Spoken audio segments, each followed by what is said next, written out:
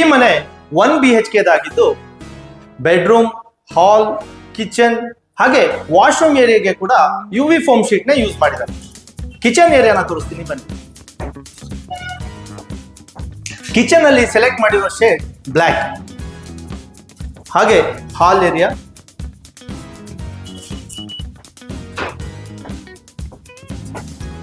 Bedroom,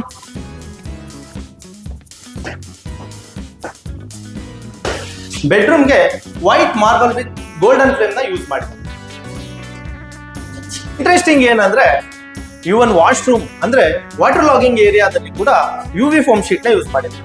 washroom ನ ತೋರಿಸ್ತೀನಿ.